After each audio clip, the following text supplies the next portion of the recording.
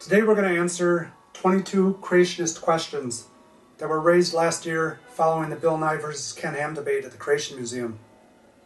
From an extreme atheism point of view, a debate which, to note, according to Wikipedia, is the second most famous religion versus science debate since the 1860 Oxford evolution debate between naturalist Thomas Huxley and Bishop Samuel Wilberforce. How did this debate come about?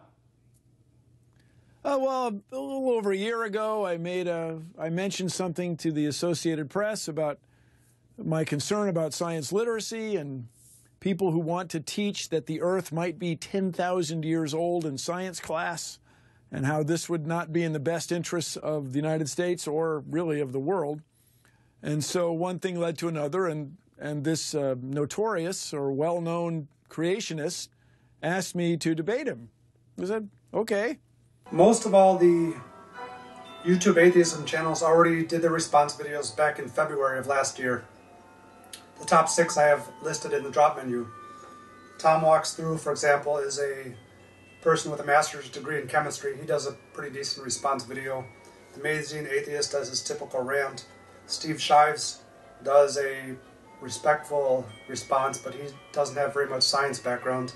In this video, we're going to focus in on some of the important questions because a lot of these you don't learn in school. To begin, question number 1.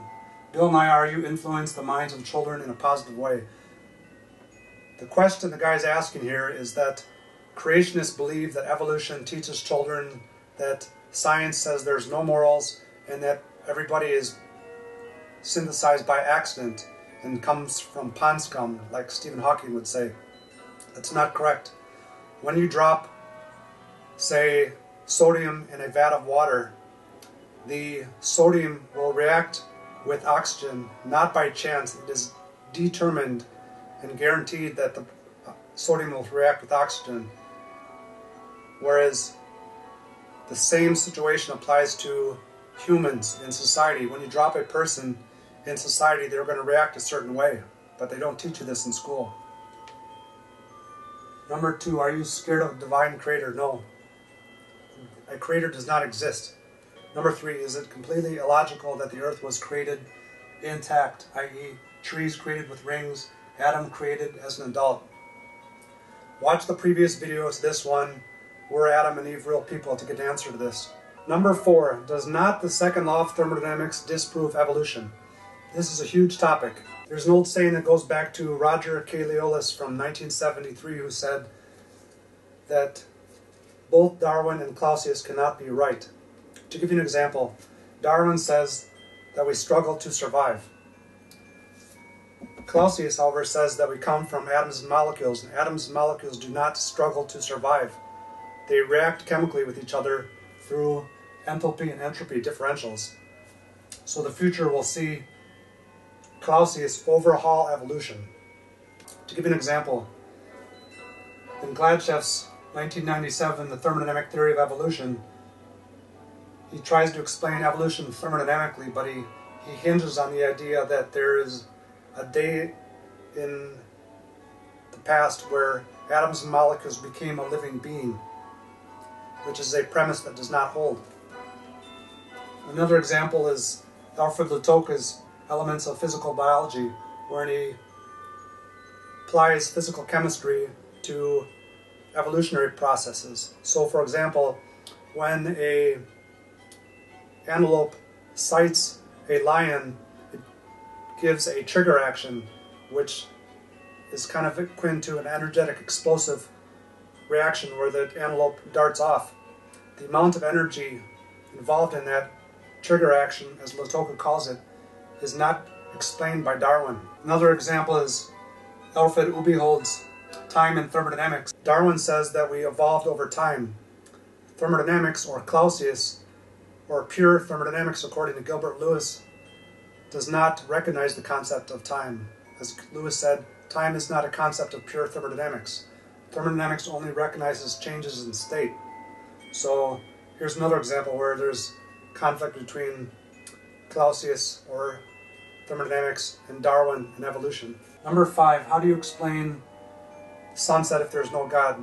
Somebody said that this has to do with the question of beauty. How do you explain things that are beautiful and grandeur in nature without the concept of God? Goethe explained this in the 19th century. He says that beauty is something found in the secret laws of nature.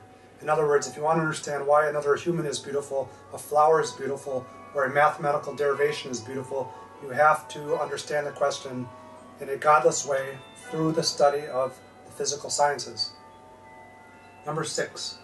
If the Big Bang Theory is true and taught as science along with evolution, why do the laws of thermodynamics debunk said theories? Firstly, Big Bang and evolution are not proved as true. That's why they're still called theory. To explain, in the 19th century, before thermodynamics was called thermodynamics, it was called the mechanical theory of heat. After 200 years, it's now been proved with absolute certainty, which is now why it's elevated to the status of laws. It's not a theory anymore. So possibly in the 21st century, both evolution and Big Bang Theory will become true and established as laws. Number 7, what about noetics? Here she's talking about the mind. The mind comes from column 6 of the periodic table. Carbon is the composition of the human brain. Silicon is the composition of the central processing units of computers. Number 8, how do you derive objective meaning in life? Firstly, this is a loaded question. Life does not exist. It's not recognized by physics and chemistry, such as pointed out by Charles Sheridan. Meaning, however, is something that we can explain in terms of physical sciences. To use the example of divorce, if at a certain stage in a relationship you're thinking about getting divorced from someone and you consult your religious text and it says that God says that divorce is immoral, that's a meaningless statement.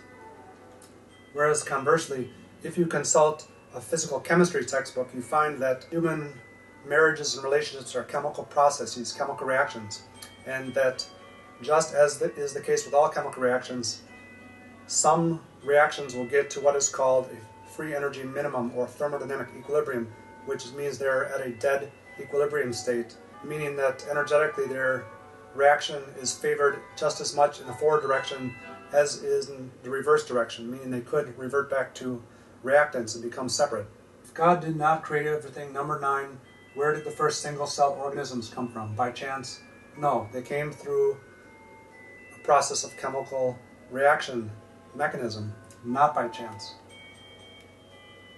Number 10, God said bang and it happened. That's funny, but it doesn't help the educational process at all. Number 11, why do non-God believing people reject the concept of a creator God but accept the concept of intelligent design from aliens? To explain by way of example, Thomas Edison was an intelligent designer, but Edison, like you, like me, was a carbon-based atomic geometry who was synthesized and brought into existence around a medium-sized star. Accordingly, as there are millions of medium-sized stars in the universe around which there are planets like ours rotating, it is a high probability that there are other Thomas Edisons in the universe. Number 12. We've only found this one Lucy fossil. What about the rest of the evidence for the fossil mechanisms of evolution? Incorrect. We've found 80% of the fossils that connect us backwards in time, through monkeys, to walking fish, to fish backwards, to bacterial cells, backwards to the hydrogen atom. Number 13, does metamorphosis help support evolution? Yes. Darwin specifically cites Goethe and his metamorphosis theory of form change in support of his theory of evolution in his Origin of Species. Number 14, if evolution is a theory like creationism or the Bible, then why is evolution taught as fact? Evolution is not taught as fact, it's taught as theory. And creationism and the Bible are mythologies. Number 15, because science by definition is a theory, it is not testable, observable, nor repeatable. This is incorrect. Science by definition is Latin for knowledge, that is established knowledge based on evidence. Number 16, what mechanism has science discovered that evidences an increase in genetic information? This is an objection question or diversion question. Whenever you hear a creationist talking about information, we're trying to throw you for a loop. Information is not an SI quantity like heat, energy, temperature, or volume. Therefore, you can use information arguments to twist things around to your own advantage, but in the end, the arguments are baseless. Number 17.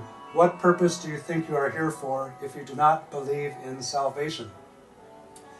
Purpose is a loaded word, and it's an anthropomorphic word. So, for example, if I take a hydrogen molecule and an oxygen molecule and I drop them into a system, I cannot say it was their purpose to form water. That is a way of anthropomorphizing chemistry, and we have to think that way about ourselves. So, for example, if I say that 30 years ago, when the universe created Bill Gates as a molecule and dropped him into the system of the undergraduate department of Harvard, and he reacted with the nearby computer-making company to form Microsoft, which 32 years later became the world's largest software company, we do not say that it was Bill Gates' molecular purpose to form Microsoft. In the same way, we do not say it was hydrogen's purpose to form a molecule of water with oxygen. But we do say in Gates' initial state, he was at a free energy maximum, and 32 years later, he was at a final state of free energy minimum and very stable. And the difference between the two states is what is called free energy change. And that is a way of explaining purpose. Salvation talks about right and wrong. And you can explain that in terms of thermodynamics again, which means that natural processes are ones that are exergonic. Unnatural processes are ones that are endergonic. That means they absorb energy. Number 18, we have only found one Lucy. Again, this is a diversion question. The person here is saying, what about this? What about this? What about this? These questions go on endlessly, but the real issue here he's objecting to is how do you explain the difference between, say, right and wrong, or meaning, which you can explain in a godless way using physics and chemistry. Number 19, can you believe the Big Bang without faith? Faith, by definition, is believing in something without evidence. The Big Bang is evidenced by the discovery of microwave background radiation. Number 20, how can you look at the world and not believe someone created it? Because if you take a class in astronomy, you will find that Pierre Laplace proposed what's called the nebular hypothesis, which means that the world formed through accretion of atomic matter in a godless way. Number 21, related to the Big Bang, where did the exploding stars come from? Some stars explode at the end of their reaction cycle. 22, if we came from monkeys, then why are there still monkeys? This question, as I understand it, derives from the fact that creationists have a caterpillar and the butterfly conception of evolution. That is, they think it's a linear process, whereas correctly, because evolution is not taught properly in schools, evolution is a diverging process.